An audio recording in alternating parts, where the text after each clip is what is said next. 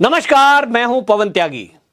देश विरोधी एक्टिविटी करने के लिए कुख्यात माने जाना एनडीटीवी अब उसका जो मालिकाना अधिकार है वो देश के जाने माने उद्योगपति अडानी के पास आ गया है। और आपको बता दें, ये प्रक्रिया पिछले काफी दिनों से चल रही थी, क्योंकि ये जो एनडीटीवी है इसकी टीआरपी लगातार घट रही थी और ये चैनल इतना घाटे में आया कि इसके बड़े बड़े पत्रकार हमने देखा कि मोबाइल फोन लेकर के अकेले ही वीडियो शूट और कवरेज किया करते थे। हालत दयनीय इसलिए हो गई क्योंकि यह चैनल हमेशा हमने देखा कि देश विरोधी एजेंडा चलाता था, यह सनातन विरोधी एजेंडा चलाता था, हिंदुओं के विरोध में यह इस कदर नैरेटिव चलाने का काम करता था कि कई बार लोगों के अंदर गुस्सा इस चैनल के प्रति पनपा। क्योंकि इस चैनल से जुड़े हुए जो पत्रकार हैं वो एक वामपंथी विचारधारा के पत्रकार ज्यादातर इस चैनल से जुड़े हुए हैं। रवीश कुमार, वो देखा गया कि सीएए के विरोध के समय में वो उन जनता के साथ खड़ा था जो लोग प्रदर्शन कर रहे थे। और ऐसे अनेक मौके पर एनडीटीवी की जब हमने देखा कि जब भी कभी देश के हित की कोई बात हो तो ये देश विरोधी बातें करने पर उतर जाता था। यहां तक कि सर्जिकल स्ट्राइक पर सवाल उठाने वालों के साथ मिलकर के सुर में सुर मिला रहा था। और पंजाब के आतंकवादी हमले के दौरान गैर जिम्मेदाराना हरकत करने के कारण इस चैनल को बैन कर दिया गया था 24 घंटे के लिए मोदी सरकार के यानी सूचना प्रसारण मंत्रालय के द्वारा। अब इस चैनल को जब अडानी ने खरीद लिया है तो इसके खरीदते ही यह तय है कि अब अडानी ने खरीदने के टाइम पे ही यह बोल दिया कि सरकार जो अच्छा काम करे उसको दिखाने की भी हिम्मत होनी चाहिए। अब यह हिम्मत रवीश कुमार में तो हो नहीं सकती, ना इसके जो डायरेक्टर थे प्रणय राय उनके अंदर भी नहीं है। और इसलिए आपको बता दूं कि सबसे पहले यह इस चैनल की सफाई प्रक्रिया शुरू हुई तो अडानी के अधिग्रहण करने की खबर आते ही यह पहले से माना जा रहा था। और मैंने भी आपको बता दूं, पहले वीडियो में कहा था कि ये जो प्रणय राय हैं और उनकी राधिका राय पत्नी हैं, ये एक विचारधारा से ग्रसित हैं। ये कभी भी मोदी जी के गुणगान तो करने से रहे। और जितने पत्रकार इसमें ज्यादातर वो लोग हैं जो कहीं जेएनयू से निकले हुए हैं, जामिया से निकले हुए हैं और एक विशेष विचारधारा देश के टुकड़े टुकड़े करने वाले कन्हैया कुमार, ऐसे लोगों को प्राइम टाइम पर बिठाकर ये उनके इंटरव्यू करते थे और सारा कवरेज उनको देते थे जो देश विरोधी एजेंडा चलाने वाले लोग हों।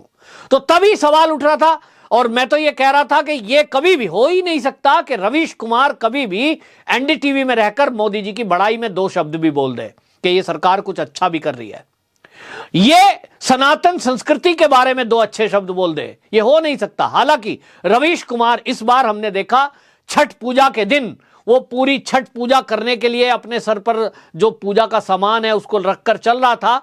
तो लोग कह रहे थे देखिए एक बदलाव आ रहा है।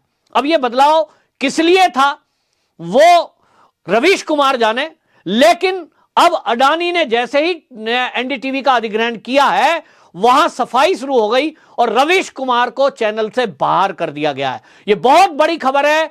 एनडीटीवी के बारे में पहले से ही यह माना जा रहा था कि जो भी एक विशेष विचारधारा के पत्रकार इसमें हैं, वामपंथी विचारधारा के पत्रकार इसके अंदर हैं, वो सभी पत्रकार एक एक करके इस चैनल को छोड़ जाएंगे।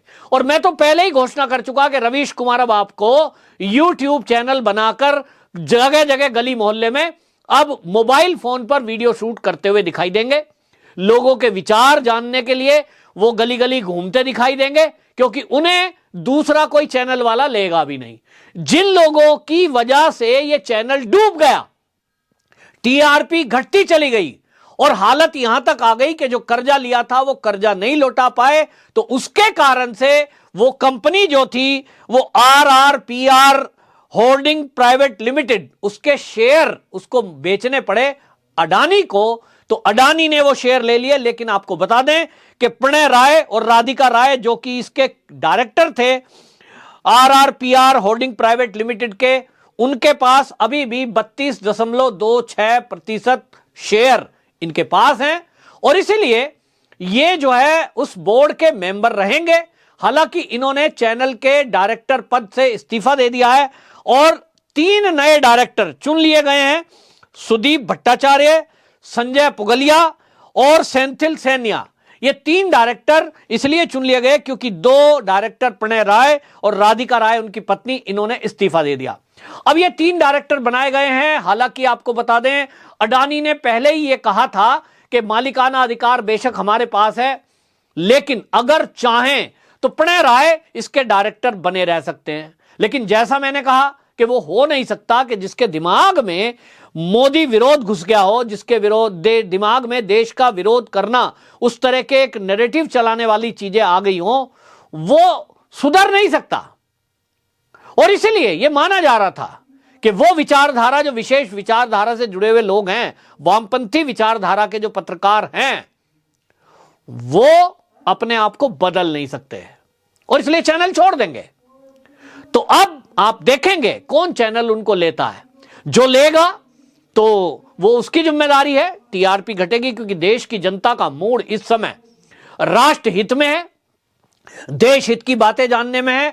आज सनातन संस्कृति के लिए बातें आ रही हैं कि अपनी पुरातन संस्कृति पर आइए, अपने पुराने इतिहास को जानिए। जो गलत इतिहास हमें मुगलों के समय के तोड़ मरोड़ कर और अंग्रेजों के द्वारा लिखा गया, वो हमें पढ़ाया जा रहा है। अब इस देश को झूठा इतिहास मंजूर नहीं है।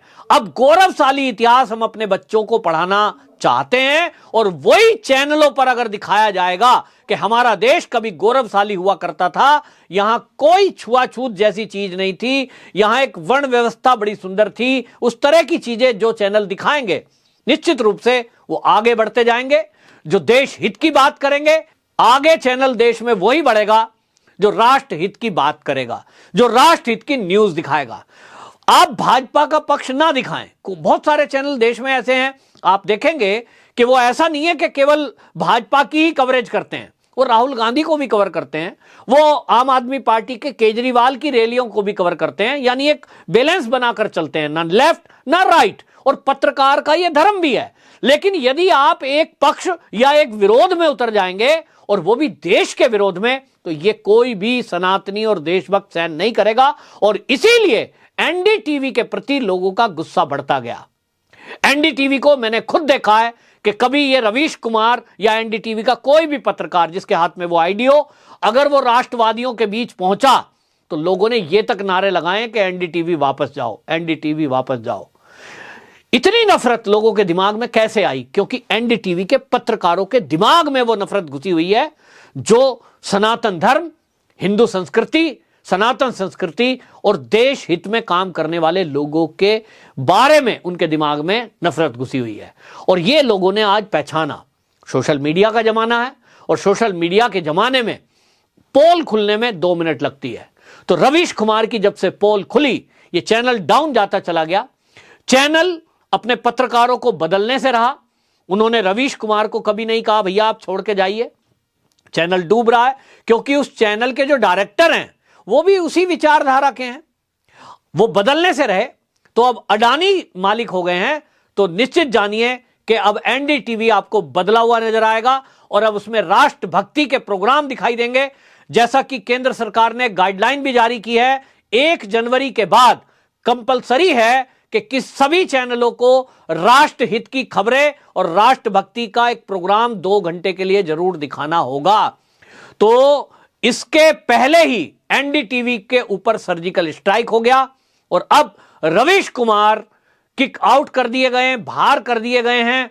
निश्चित जानिए कि यह अभी शुरुआत है। अभी कई ऐसे पत्रकार उस एनडीटीवी से बाहर किए जाएंगे जो अभी तक देश विरोधी खबरों के बनाने में और प्रसारित करने के लिए कुख्यात थे। वंदे मातरम।